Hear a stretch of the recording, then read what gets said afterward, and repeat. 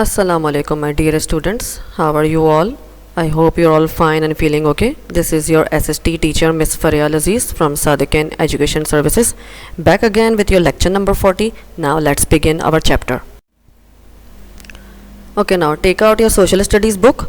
Your chapter is chapter 27, section 2 history, chapter 27, the rise of the Muslims, Sir Syed Ahmad Khan. Look, take out page number 120. Sir Syed Ahmad Khan. Sir Syed Ahmad Khan, his far-sightedness, his emphasis on education and his ideas which laid the foundations for the separation of Hindus and Muslims when independence eventually came. Sir Syed Ahmad Khan आपको पता होगा जिनकी वजह से पाकिस्तान आज़ाद होने में इनका भी हाथ है। सबसे पहले इन्होंने बुनियाद डाली थी टू नेशन थ्योरी की, जो दो कौमी नज़रिया था। सर सैयद अहमद खान बहुत दूर दूर तक सोच रखते थे। इन्होंने बहुत एजुकेशन हासिल की थी। इनके आइडियाज़ और इनके जो इन्होंने आइडियाज़ लोगों में डाले थे उनके जहनों में, तो जिसकी वजह से हमारा आज देख सकते हैं सेपरेट होमलैंड है। हिंदूज़ और मुस्लिम अलग हुए थे जब ये हमें इंडिपेंडेंस मिली थी।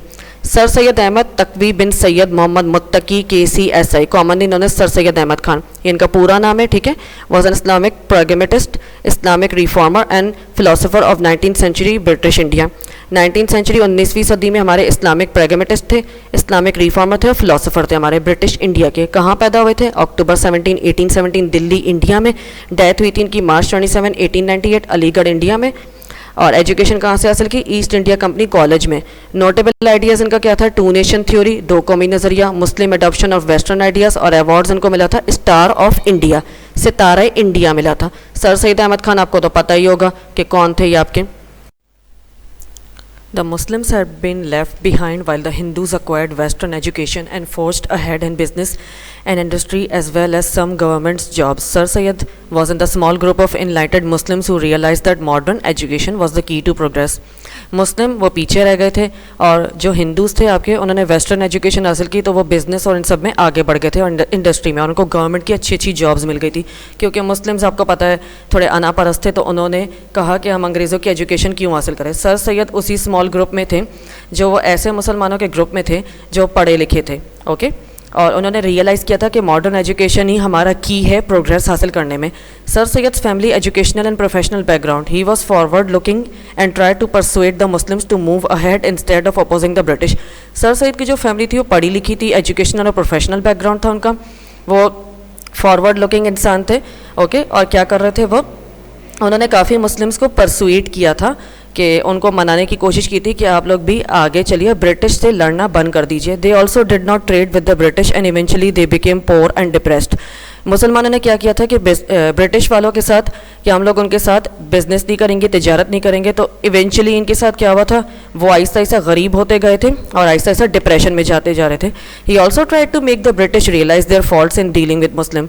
सर सैयद यहाँ पर नहीं रुके थे, उन्होंने ब्रिटिश वालों को भी ये रियलाइज़ करवाया था कि आपकी गलती है क्योंकि आप लोग को डील करना नहीं है मुस्लिम लोगों के साथ, okay. Above all sir Syed's focus and aim in life was education. He set up the Mohammedan Anglo Oriental College in Aligarh in 1875 to 76 which finally became the Aligarh University in 1921। Above all sir Syed का focus क्या था, M of life इनका क्या था कि बस मुसलमान लोग एजुकेशन हासिल करें। उन्होंने क्या किया था, मोहम्मदन एंग्लो ओरिएंटल कॉलेज बनाया था अलीगढ़ में 1875 से 76 तक, तब इनका नाम ये था। लेकिन फिर अब आपको पता होगा, अभी लेटेस्ट आप लोग गूगल भी कीजिएगा, मुस्लिम अलीगढ़ यूनिवर्सिटी के नाम से हो गया 1921, okay. He was also an author of several books in Urdu and English. He worked hard to promote Urdu as the medium of instruction. ये एक ऑथर भी थे, ठीक है, किताबें वगैरह लिखना, छापना, शाया करना इन्होंने उर्दू और इंग्लिश में लिखी थी, लेकिन ज़्यादा इन्होंने प्रमोशन किस में दी थी? उर्दू मीडियम लैंग्वेज को दी थी और उसमें इन्होंने इंस्ट्रक्शन लिखी थी। Sir Syed Khan also wrote an important book on the causes of the Indian revolt. Sir Syed Ahmad Khan ने एक खास किताब भी लिखी थी जिसमें इन्होंने इंडियन के बारे में लिखा था कि ये लोग बहुत बेरहम थे। One of his very important observations to the British was that they should give power separately to Muslims and Hindus. He had seen the growing gap between the communities.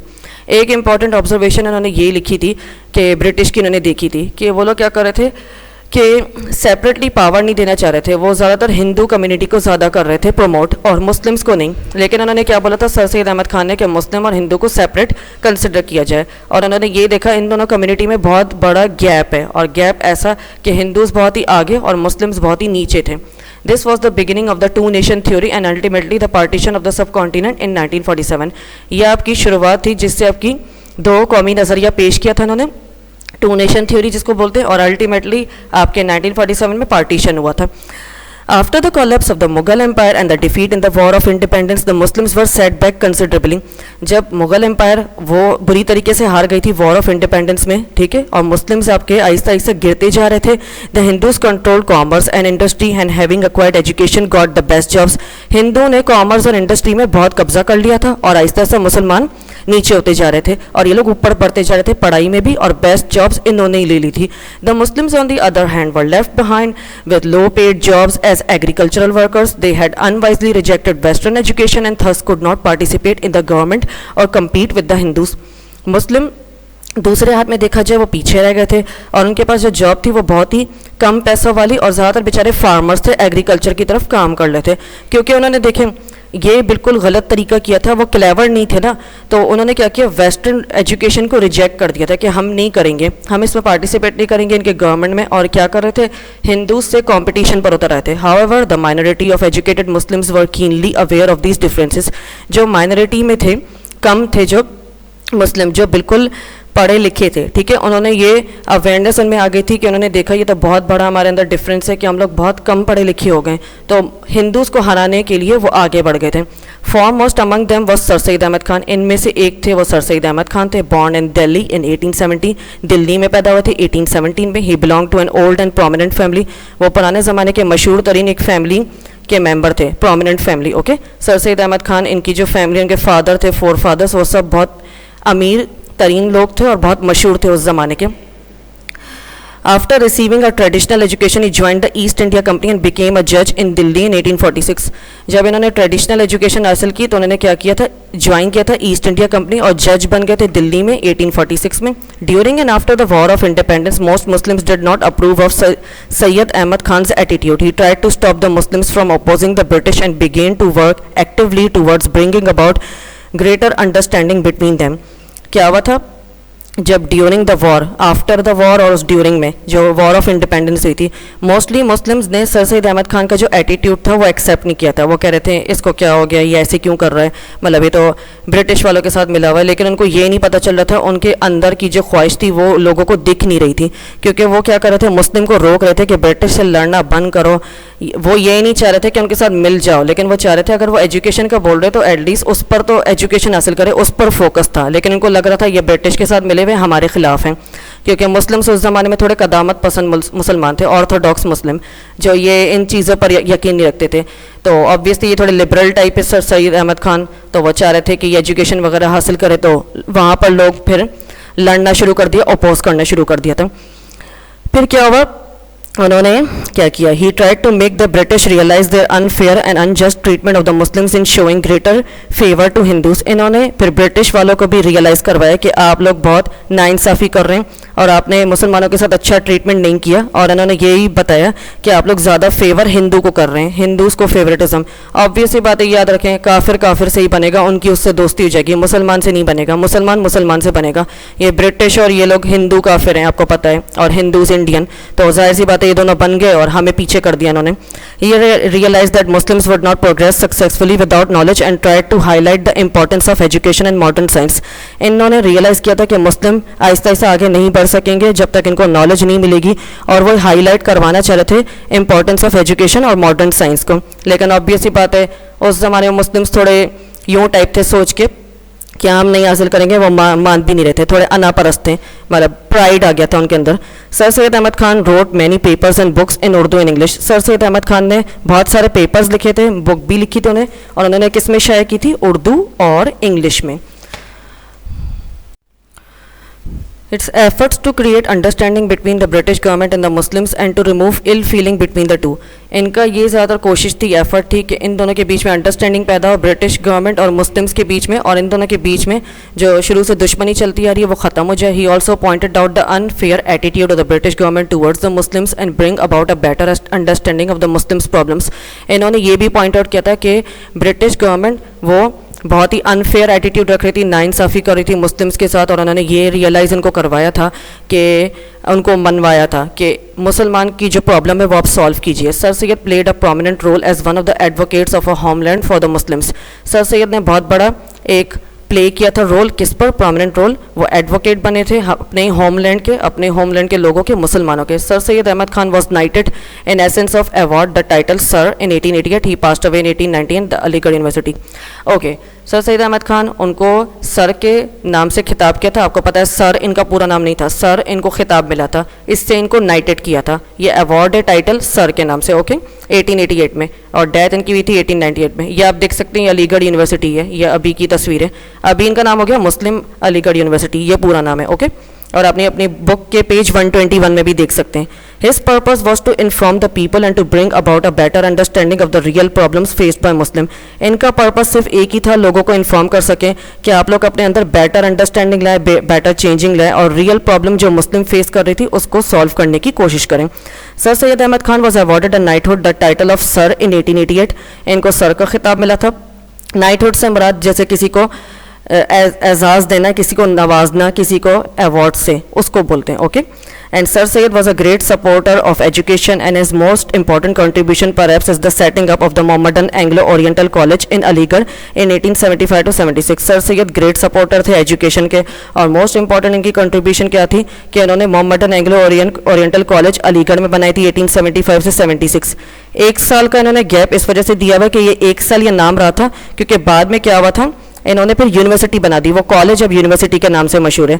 This eventually became the Aligarh University in 1921। अब मुस्लिम Aligarh university के नाम से आप लोग search कर सकते हैं, you can also Google this. Sir Syed gave the Muslims the confidence to compete against the Hindus. इन्होंने मुसलमानों को कॉन्फिडेंस दिया था कि आप लोग हिंदूज से लड़ सकते हैं, मुकाबला कर सकते हैं, और कॉम्पिटिशन में उनको पीछे भी छोड़ सकते हैं। When he saw the growing distance between Hindus and Muslims, he told the British that when they give political power to the Indian people, they must do it separately for Muslims and Hindus। जब इन्होंने देखा इन दोनों के बीच में, Hindus और मुस्लिम के बीच में बहुत बड़ा गैप है, डिस्टेंस है, इन्होंने देखा कि ब्रिटिश ज़्यादा फेवर इंडिया वालों को कर रहे हैं पॉलिटिकल पावर में भी, कि ये लोग इसमें भी आगे बढ़ जाएं, पॉलिटिक्स वगैरह में, सियासत में। तो उन्होंने बोला कि जब पावर देनी है तो दोनों को सेपरेट दी जाए, मुस्लिम को अलग और हिंदू को अलग। तो आपको ये भी पता होना चाहिए, जैसे आपने पिछले लेक्चर में भी पढ़ा होगा, जो पिछले चैप्टर में, कि इन्होंने क्या किया था, इन्होंने ये भी किया था कि मुसलमान को वोट देगा जो अपना लीडर रहेगा, और हिंदू को वोट देगा। ये आपको पता होगा, ये आपने पिछले चैप्टर में भी पढ़ा होगा। This was the beginning of the two nation theory which eventually led to the establishment of two countries when the British left in 1947। ये शुरुआत थी दो कौमी नजरिया ने पेश किया था, टू नेशन थ्योरी को बोलते हैं, दो कौमी नजरिया, जो कि इवेंचुअली आपकी जब दो डिफरेंट कंट्रीज हो गई थी, क्योंकि ऑब्वियसली बात है हम लोग फिर आज़ाद हो गए थे इंडिया वालों से, और ब्रिटिश छोड़ के चले गए थे 1947 में। Okay, next is your extended knowledge. It's not in your book, ये एक्सटेंडेड नॉलेज है जो मैंने इनके बारे में सर्च की थी। Syed Ahmad Khan began his career at an early age because of financial problems after his father's death. Sir Syed Ahmad Khan ने अपना करियर बहुत कम उम्र में ही शुरू कर दिया था, जैसे पढ़ाई के अलावा साथ में जॉब करते थे, क्योंकि उनको फाइनेंशियल प्रॉब्लम था, अपने अब्बू की डेथ के बाद ही हुआ था। His greatest interest was in education and the improvement of the Muslims lot. इनका ग्रेटेस्ट इंटरेस्ट एजुकेशन में था, क्योंकि वो पढ़ाई पर बहुत ज़्यादा करते थे कि इस पर ज़्यादा किया जाए, अबूर हासिल करना, और इम्प्रूवमेंट कर रहे थे कि मुस्लिम भी मेरी तरह आहिस्ता आहिस्ता पढ़ाई पर आ जाएं। He established schools in Ghazipur and Moradabad, and he founded the Scientific Society, which published translations of academic texts and also bilingual journals in Urdu and English। इन्होंने establish किए थे काफ़ी schools गाजीपुर में, मुरादाबाद में, और इन्होंने क्या किया था, इन्होंने फाउंड किया था साइंटिफिक सोसाइटी, जो एक जगह है वहाँ पर क्या होता है, आपके ट्रांसलेशन होती है बुक्स की, टेक्स्ट की और जर्नल्स वगैरह की, उर्दू और इंग्लिश दोनों में। These institutions were open to all Indians irrespective of creed and caste. ये इंस्टीट्यूशन इन्होंने सिर्फ मुसलमानों के लिए नहीं खोला था, हिंदूज के लिए भी खोला था, इंडियन के लोगों के लिए। ये लोग ये क्या कर रहे थे, इन्होंने ये नहीं देखा कि ज़ात पात या जैसे दूसरी लैंग्वेज का है, दूसरे मज़हब का है, इन्होंने irrespective of creed and caste, इससे मुराद ये कि किसी की ज़ात पात, किसी का मज़हब देख के नहीं, मतलब जो भी आना चाहिए, जिसको पढ़ाई में इंटरेस्ट है वो यहाँ पर आ सकता है। He also organized the All India Mohammedan Educational Conference, which met annually at different places and gave a forum to the Muslims। इन्होंने ऑर्गेनाइज किया था all India Mohammedan educational conference, इन्होंने अटेंड किया था, इन्होंने ऑर्गेनाइज करवाया था, जिसमें ये एनुअली क्या करते थे, रोज़ यहाँ पर आते थे, मुलाकात करते थे और लोगों को और मुस्लिम्स को पढ़ाई पर बोलते थे कि इस पर आप लोग तरजीह हासिल करें। He repeatedly stress the importance of education for Muslims and was naturally disappointed by the adverse reaction from some of them. ये जब बार बार एजुकेशन के ऊपर बोलते रहते थे कि इस पर इंपॉर्टेंस होनी चाहिए, तो मुस्लिम नेचुरली क्या हो गए थे, इनके खिलाफ हो गए थे, उनसे डिसअपॉइंट हो गए थे। वो चाह रहे थे कि ये चुप रहे, क्यों हमें ये हुक्म दे रहा है, हमारी मर्ज़ी हम हासिल करें या ना करें। तो क्या हुआ कि इनको काफ़ी कुछ झेलना पड़ा था, कॉन्फ्लिक्ट्स वगैरह, क्योंकि ये अपोजिशन हो गई थी, इनके खिलाफ अपोजिंग आ गए थे कुछ मुस्लिम्स, तो इनको ये सब भी झेलना पड़ गया था। Okay students, I hope you all understand. Your chapter is ended now. This is your homework assignment. Do short note and worksheet in your copy. इस चैप्टर के क्वेश्चन आंसर नहीं, आपके शॉर्ट नोट है, वर्कशीट ये आप अपनी copy में कीजिए. I hope you all understand. If you have any questions and any queries, you can ask me. Until then everyone, take care now. Allah Hafiz.